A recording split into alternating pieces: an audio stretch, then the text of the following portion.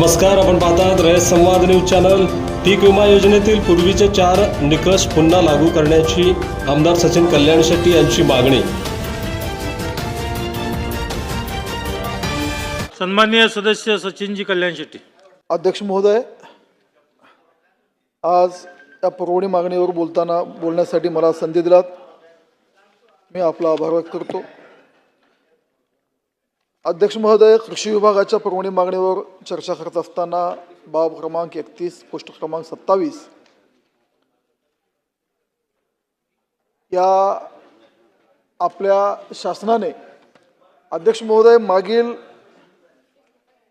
हा 1.5 वर्ष असेल, त्याच्या अगोदरचा 2.5 वर्ष असेल, आपला शासन हा बळीराजाच्या पाठीशी राहणारा शासन म्हणून आपल्या शासनाची ओळख आहे।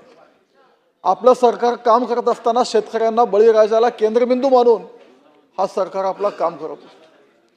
अध्यक्ष महोदय, आपण जर बघितलात मागील काळामध्ये वीज बिल माफ असेल, 7 HP वरील मोटारींचं वीज बिल मोफत असेल, कर्जमाफी असेल, सोलर पंप देणं असेल, दिवसा वीज द्यायचं प्रमाण असेल, मुख्यमंत्री बळीराजा पाणंद रस्ता योजनाची घोषणा करणे असेल, मागील 4 वर्षामध्ये सर्वाधिक पीक विमा अतिवृष्टीचे पैसे आपल्या शासनाने दिले। अध्यक्ष महोदय, इतिहासातील सर्वात जास्त 1000 कोटीचे यांत्रिकीकरण या आपल्या सरकारने केलं। PM किसानचा हप्ता दिला, राज्य शासनाचा केंद्र शासनाचा दोघांचा मिळून। पूर्वीच्या तुलनेने हमी भाव केंद्रे जास्त उघडले, खरेदी जास्त केली,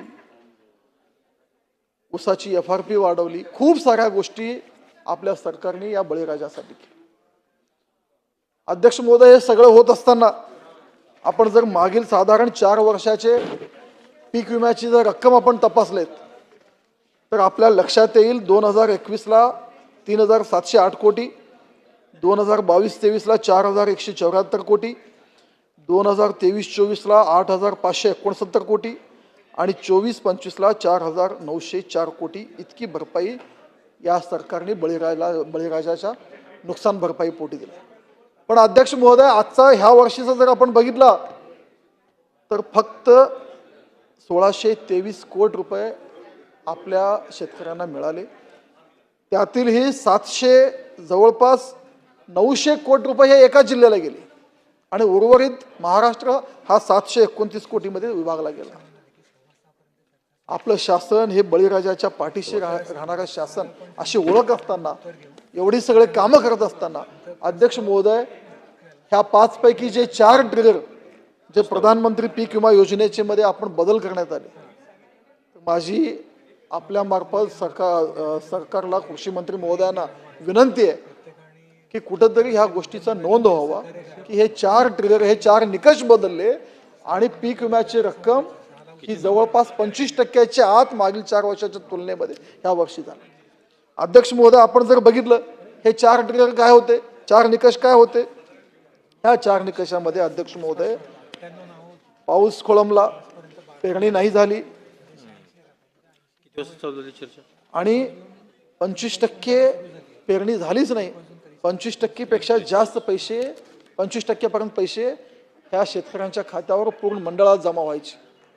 अध्यक्ष महोदय, हंगामातील प्रतिकूल परिस्थिती आली, पेरणी झाल्यानंतर पावसाने ओढ दिला आणि पिकाची उगवण जर नीट झाली नाही, अशा परिस्थितीमध्ये सरासरी उत्पादन क्षमतेच्या 50% पेक्षा कमी जर अंदाज आला तर त्याही वेळी 25% अग्रिम पूर्ण मंडळाला दिलं जायचं।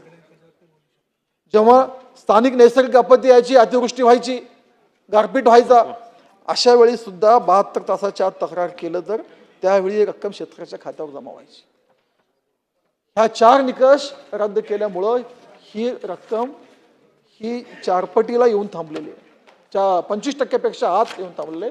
तर अध्यक्ष महोदय, मी कृषी मंत्री, माननीय मुख्यमंत्री महोदय, दोन्ही उपमुख्यमंत्री महोदयांना विनंती करतो की एवढं सगळं आपण शेतकऱ्यांसाठी केलेलं आहे, मागील 4 वर्षे भरभरून दिलेलं आहे, पण केवळ हे 4 ट्रिगर आपण रद्द केल्यामुळे शेतकऱ्यांचं नुकसान भरपाई ह्यावेळी त्या प्रमाणात मिळालेलं नाही। मला आपल्याला विनंती आहे की हे 4ही निकष, 4ही ट्रिगर परत चालू करावं, जेणेकरून बळीराजाच्या पाठीशी राहणारा हे शासन ही आपली ओळख कायम राहील। मी अशी विनंती करतो सरकारला आणि आपण मला बोलण्याला परवानगी दिली, आपले आभार व्यक्त करतो। धन्यवाद।